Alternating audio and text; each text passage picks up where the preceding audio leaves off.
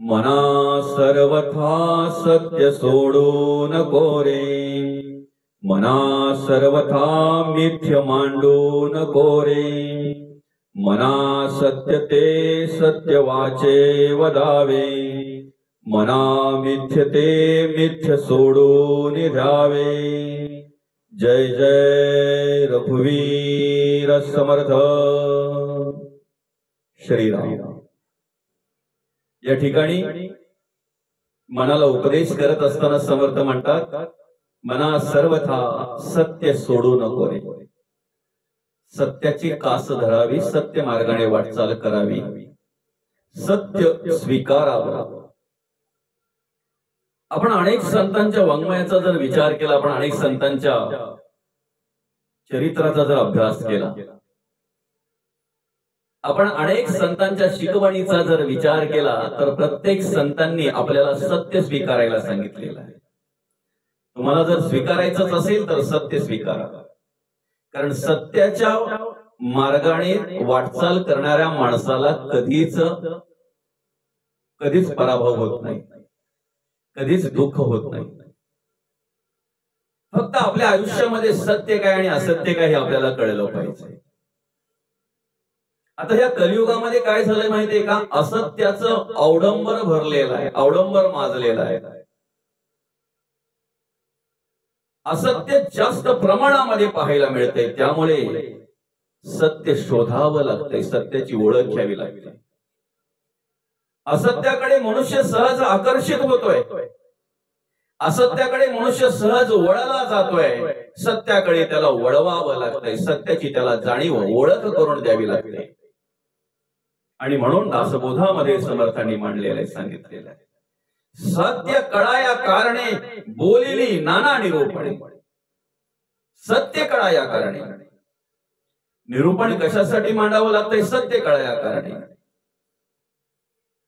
कीर्तन कशासाठी सांगावी लागतात, सत्य कळाया कारणे। प्रवचन कशासाठी आहेत, सत्य कळाया कारणे। संतांचं वाङ्मय कशासाठी आहे, सत्य कळाया कारणे। कारण सत्य कळायला जड जात आहे, कठीण जात आहे। असत्य मनुष्य सहज स्वीकारतोय, सहज स्वीकारतोय। त्यासाठी काही प्रयत्न करावे लागत नाही, माणसाला शिकवावं लागत नाही, जन्मा जाय ते अज्ञान। अंधश्रद्धा माणसाकडे कशी येते माणसालाही कळत नाही, अज्ञान माणसाकडे कसं निर्माण होतंय ते त्यालाही कळत नाही। भ्रम माणसाकडे सहज निर्माण होतोय, सहज, पण तो भ्रम जर बाजूला करायचा असेल, दूर करायचा असेल, त्या अज्ञान रूपी अंधकार जर नष्ट करायचा असेल, अंधश्रद्धेरूपी अंधकार जर नष्ट करायचा असेल, तर त्यासाठी ज्ञानाचा प्रकाश त्या ठिकाणी पडावा लागतो। ज्ञान प्रकाश आणि त्या प्रकारे ते उपदेश करावे लागतात, त्या प्रकारे ते मार्गदर्शन त्या ठिकाणी करावं लागतंय। म्हणून निरूपण असेल, कीर्तन असेल, प्रवचन असेल, संत संघाच्या वेळेला होणारी विचारांची देवाणघेवाण असेल, ज्याला संवाद आपण म्हणतो, हे सत्य कळण्याकरता सगळं मांडावं लागतंय। आज अगदी संत परंपरेचा जर आपण विचार केला तर कित्येक वर्षांपासून संत परंपरा चालू आहे, संतांचं कार्य चालू आहे। आजही त्या संतांच्या विचारांची देवाणघेवाण होते, त्यांच्या विचारांचा प्रसार आणि प्रचार करणारी अनेक साधू पुरुष, संत पुरुष आपल्याला या समाजामध्ये पाहायला मिळतात। पण असत्याचा प्रभाव एवढा आहे, असत्यामध्ये एवढी मनुष्य गुरफटलेला आहे, एवढा एकरूप झालेला आहे असत्याकडे, की कितीही सत्य कळण्याकरता आम्ही आटापिटा केला, कितीही जरी ते व्यवस्थितरित्या मांडण्याचा सांगण्याचा प्रयत्न केला, तरी समर्थ म्हणतात, तरी उठेना धरणे असत्याचे। सत्य कळाया कारणे बोलिली नाना निरूपणे, तरी उठेना धरणे असत्याचे। ते चिटकलेलं आहे, ते एवढं चिटकलेलं आहे की परंपरेपासून काही ठिकाणी आम्हाला चिटकलेलं पाहायला मिळतं। असत्य, भ्रम, अंधश्रद्धा, अज्ञान परंपरेपासून त्या ठिकाणी चिटकलेलं पाहायला मिळत आहे। ते काढायचं असेल तर त्यासाठी तेवढ्या बळाने, ताकदीने त्या ठिकाणी आपण त्यापासून मुक्त होण्याचा प्रयत्न केला पाहिजे. आणि म्हणून सत्य काय आहे आणि मिथ्या काय, असत्य काय आहे याची जाणीव, याची ओळख आपण प्रथम घेतली पाहिजे. अन्यथा सत्याची जर ओळख नसेल तर काही वेळेला सूर्य ज्याला कळत नाही, सूर्याला ज्याने बघितलेलं नाही, सूर्याविषयी कधी ज्याला ज्ञान नाही, तो काजव्यालाही सूर्य समजतोय, तो काजव्यालाही सूर्य समजतोय. सूर्य उगवायची वेळ आणि ज्याची दृष्टी जाते, सूर्य मावळताना ज्याला दृष्टी येते, अशा घोबडाला जर आपण सूर्याविषयी विचारलं तर तो काय सांगणार आहे? तो म्हणेल तुम्ही काय बोलताय तेच मला कळत नाही. अशीच अवस्था आज आपल्याला मार्केटमध्ये, बाजारामध्ये पाहायला मिळते. ते सत्य ब्रह्म काय आहे, त्या रामाचं स्वरूप काय आहे, ते कशा प्रकारे कार्य करत आहे, हे सत्य माहिती नसल्या कारणाने आम्ही असत्यालाच सत्य म्हणतो. आणि मग आमच्याकडे भ्रम निर्माण होतो आणि मग आमच्याकडे अज्ञान, अंधश्रद्धा निर्माण होते. एक देव आम्हाला सांभाळतोय, एक आत्मा आम्हाला सांभाळतोय. त्या एका आत्म्याचंच सर्वत्र सामर्थ्य आहे, आमच्या नखापासून ते केसापर्यंत. हे सत्य आहे आणि ते स्वीकारलं पाहिजे आम्ही. जो अंतरात्मा सांभाळतोय, आम्हाला सामर्थ्य देतोय, आमच्या डोळ्यातून पाहायला, वैखरीतून बोलायला, कानातून ऐकायला, सगळ्या इंद्रियांतून कार्य करण्यासाठी जो अंतरात्मा आम्हाला सामर्थ्य देतोय, तो साक्षीला तो अंतरात्मा आमचं कार्य करत असताना काही लोक म्हणतात देव नाहीच आहे. देव नाहीच आहे हे म्हणणाऱ्यांनाही तो देव सांभाळतोय, हे तेवढंच सत्य आहे, हे तेवढंच सत्य आहे. आणि हे स्वीकारलं पाहिजे आम्ही. हो, ज्या गोष्टी कधी अनुभवायला येत नाहीत, ज्या गोष्टी आमच्याकडे भ्रम निर्माण करतात, त्यांना आम्ही सत्य का म्हणून मानावं, त्यांना सत्य म्हणून आम्ही का त्यांच्याकडे पाहावं. जोपर्यंत खरं काय खोटं काय हे कळत नाही, तोपर्यंत त्याची जाणीव आम्हाला होत नाही. मेंढपाळ मेंढर चालता चालता ज्या वेळेला त्याला तो हिरा सापडला, काय आहे हे सत्य न कळाल्यामुळे त्याने काय केलं, गारगोटी समजून त्या मेंढराच्या गळ्यात बांधला. हिरा पारखी जो होता त्याचं लक्ष ज्या वेळेला गेलं, त्या वेळेला त्या मेंढपाळाला सांगितलं, अरे काय केलंय तुझे.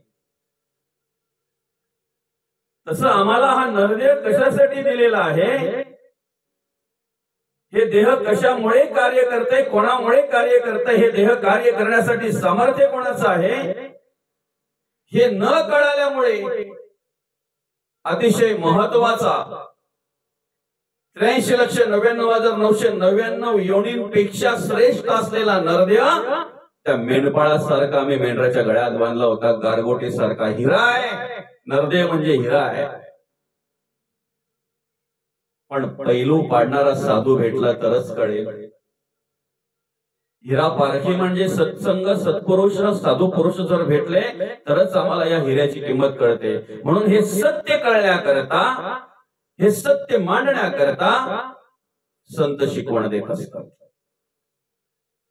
आणि म्हणून या ठिकाणी ओळख करून देत असताना समर्थ म्हणतात, मना सर्वथा सत्य सोडू नको रे. हो, अगदी लहानपणापासून आम्हाला शिकवण ठेवलेली आहे, बरे सत्य बोला, यथा तथ्य चाला, बहु मानिती लोक तेणे तुम्हाला. बोललं पाहिजे, सत्य बोललं पाहिजे. एका माणसाला समाधान नव्हतं, सुख नव्हतं, अस्थिर होता तो. जीवन जगायचं म्हणून जगायचं, कसे तरी दिवस लोटायचे म्हणून लोटायचं, असं चाललं होतं त्याचं.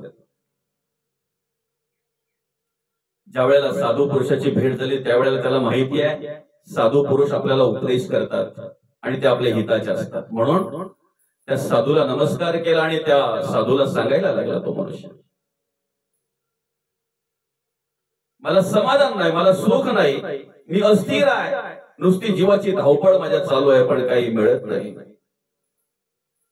फक्त आशेने पुढे पुढे वाटचाल करतोय, प्राप्ती कसलीच नाही, स्थिरता नाही जीवनामध्ये माझ्या. साधू पुरुषाने त्या सत्पुरुषाने विचारलं, तू करतोय काय, तुझा व्यवसाय काय आहे, तू काय करतोय, कशा प्रकारे राहतोय, कुठल्या प्रकारचं व्यसन. आणि मग त्याने सांगायला सुरुवात केली एक एक एक एक एक एक एक एक त्याच्या आयुष्यातल्या ज्या काही गोष्टी आहेत, त्याला असणारं व्यसन आहे, त्याच्याकडून घडणाऱ्या ज्या काही चुका आहेत, पापाची जी काही कर्म आहेत, ती एक एक एक एक सांगायला सुरुवात केली. आणि मग कधीतरी मी व्यसन करतोय, घरातल्यांना न कळत असं, घरातल्यांना समजणार नाही असं करून गेल्यानंतर जरी विचारलं तरी पण मी नाही म्हणून सांगतोय. माझ्या अशा अपेक्षा पूर्ण करण्यासाठी घाम गाळून कष्ट करून मेहनत करून जर मला जे द्रव्य मिळते त्याच्यात जर माझ्या अशा अपेक्षा मौज मजा जर पूर्ण झाली नाही तर कधीतरी मी चोरी करतोय असं तो सांगायला लागला. या सगळ्यावर उपाय त्या साधू पुरुषाने फक्त एकच सांगितलं, दादा तू जे काही करतोय ना ते फक्त तुझ्या घरातल्यांच्या जवळ, त्याच्या देवाच्या जवळ, संतांच्या जवळ, साधू पुरुषांच्या जवळ सत्य सांगत चाल. आता जसं माझ्या जवळ तू सत्य सांगतोय की नाही तसं खरं बोलत चल, सत्य सांगत चल. आणि सत्य सांगता सांगता त्याच्यामध्ये असं काही परिवर्तन घडलं की काही गोष्टी सांगायच्या म्हणून करायचा सोडून दिल्या, त्याने सोडून दिल्या.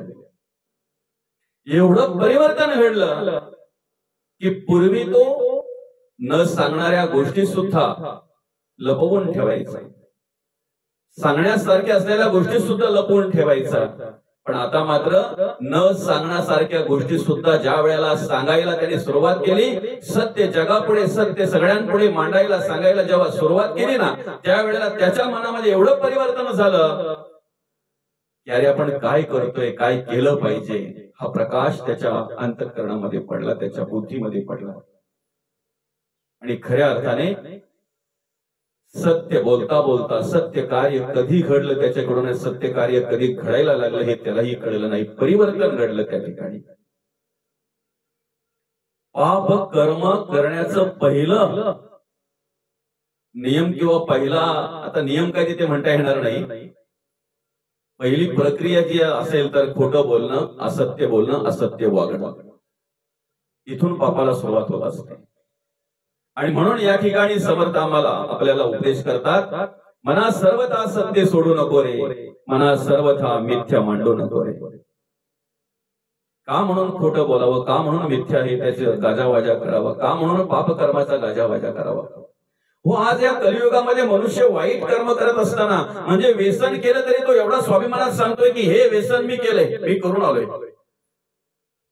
त्याला त्याचा अभिमान वाटतोय, अमुक अमुक असं असं मी केलं, एवढ्या सगळ्यांच्या समोर मी त्याला असं बोललो, त्याला असं वाटतं मी मोठं काहीतरी केलं. पाप कर्माचा गाजावाजा जो करतोय अभिमानाने, त्याला कळत नाही की मी काय करतोय ते. मना सर्वथा मिथ्या मांडू नको रे. मग काय करावं, मना सत्य ते सत्य वाचे वदावे. एकदा त्या वाचेला सवय पडली ना सत्य बोलायची, सत्याचं वर्णन करायची, सत्याचं स्मरण करायची, अखंड त्या वाचेला जर वळण पडलं तर मिथ्या कधी त्याच्या पुढे येणार नाही, कधीच नाही. म्हणून समर्थ म्हणतात, म्हणा मिथ्य ते मिथ्य सोडून द्यावे.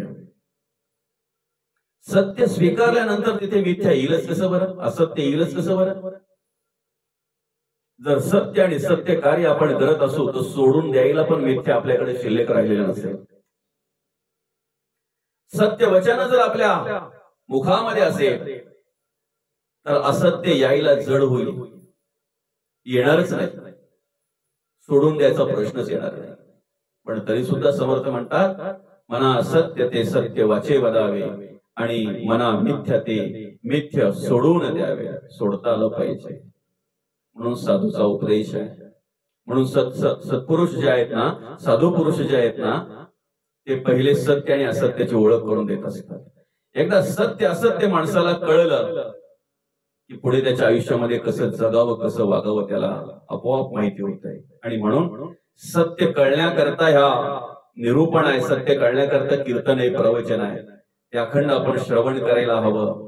आणि श्रवण झालं तर निश्चित आपल्यामध्ये परिवर्तन घडायला वेळ लागणार नाही.